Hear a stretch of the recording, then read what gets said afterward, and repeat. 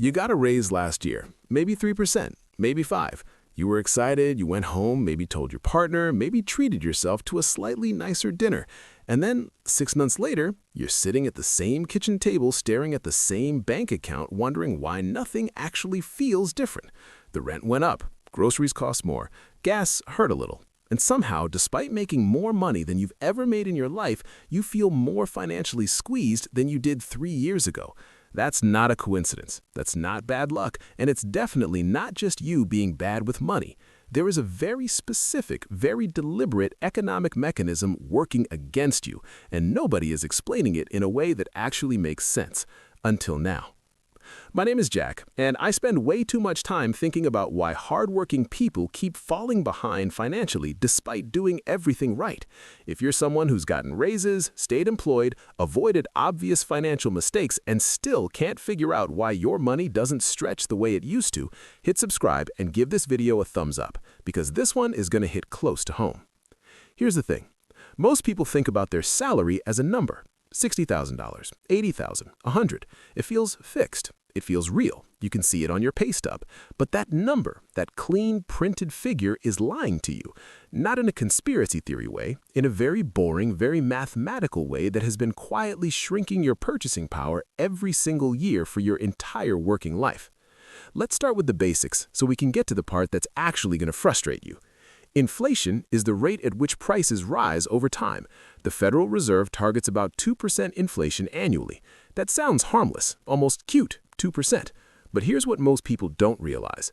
2% inflation compounding over 10 years means that something that cost $100 in 2015 costs about $122 today. Your coffee, your groceries, your rent, all of it quietly getting more expensive while your raise, if you got one, probably didn't keep pace. According to the Bureau of Labor Statistics, the average worker's real wage, meaning their purchasing power after inflation, has grown less than 1% annually over the past 20 years. 1%! You're running a race where the finish line moves faster than you do. Now you might be thinking, okay, but I got a 4% raise last year, so I'm beating inflation. And here's where it gets interesting, because that's where most people stop doing the math. They don't account for what economists call the full inflation basket. The official Consumer Price Index measures a broad range of goods, but rent, healthcare, and education, the three things that tend to dominate most people's actual budgets, have inflated dramatically faster than the headline number. Since 2000, college tuition is up over 200%. Healthcare costs have risen nearly 150%, and in many major metros, rent has doubled in the last decade alone. So if your budget is heavily weighted towards those three things, and for most working adults it is, your personal inflation rate is almost certainly higher than what the government reports, much higher. Think of it like this. Imagine you're hiking up a mountain and someone tells you the average incline is gentle, about 5 degrees. But the path you're actually on, that section is 45 degrees straight up. The average doesn't save your knees. Your lived financial experience and the reported inflation number are two completely different hikes. Here's the thing about your brain that makes this even harder to navigate. Humans are wired to anchor to nominal numbers. That's the psychological term for it, nominal illusion. When you see that your salary went from $62,000 to $65,000, your brain registers a gain. Dopamine fires. You feel good.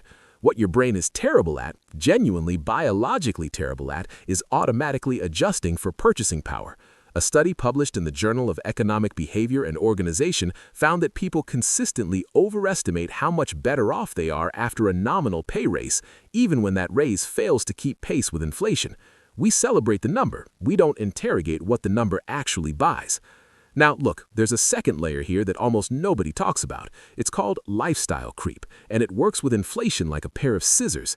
Inflation cuts your purchasing power from one side. Lifestyle creep cuts it from the other. When you get a raise, you don't usually think, I need to be strategic about this. You think, I've earned this, and you upgrade something small. Maybe it's a streaming service, maybe it's eating out one more time a week, maybe it's a slightly nicer apartment.